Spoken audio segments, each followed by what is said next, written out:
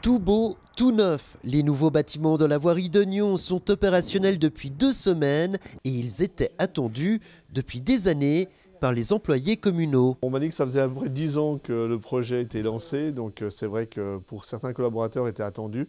Pour d'autres, c'est vrai que ça les délocalise, donc c'est un peu plus difficile, mais je pense que tout le monde va y trouver son compte. Si cette réalisation était attendue depuis une dizaine d'années, les premiers préavis datent, eux, de 2009. Le projet lauréat a quelque peu été modifié, notamment pour se protéger de la bise et des bruits de l'autoroute. Mais le budget global de 16,5 millions de francs, dont 3,5 millions pour la déchetterie déjà construite, a été tenu, de même que les délais. 2009, c'est le dépôt d'un préavis pour le concours d'architecture. Concours d'architecture qui a eu un lauréat, le projet s'appelait Sylvana, c'est celui qu'on vous présente aujourd'hui. Ensuite, nous avons un crédit d'études qui est présenté devant le Conseil en 2011 et pratiquement 2 ans d'études pour arriver à juillet 2013 où il y a le crédit de réalisation qui est présenté. Les 36 employés de la voirie sont désormais logés dans ces bâtiments flambant neufs aux allures de décors de film. Sur cette surface de 3700 m², le bâtiment administratif compte 2 étages et bénéficie de tout le confort utile.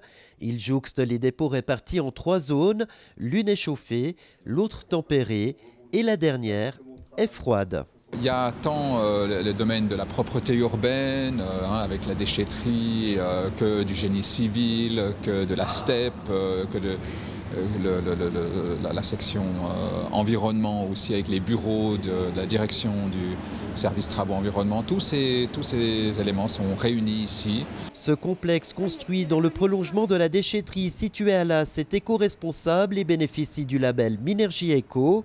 L'éclairage est fait de LED et sur le toit, 850 m² de panneaux solaires produisent annuellement l'équivalent de la consommation de 54 ménages.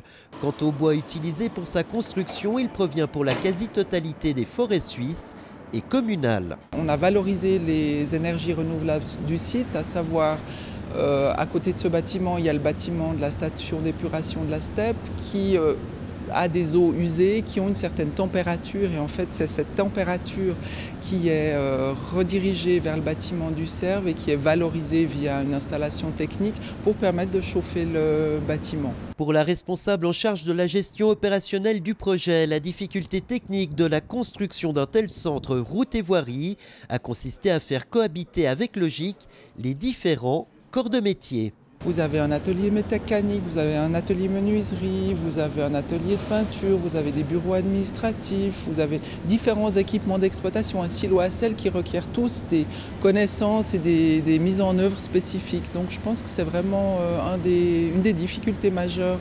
de ce projet. L'ancien site de Bourgogne, situé au cœur d'un quartier d'habitation, devrait être réaffecté. Quant à ce nouveau centre route et voirie, la population est invitée à le découvrir ce samedi à l'occasion d'une grande fête organisée entre 10h et 16h. Au programme des artistes de rue, des spectacles et d'autres activités ludiques pour toute la famille.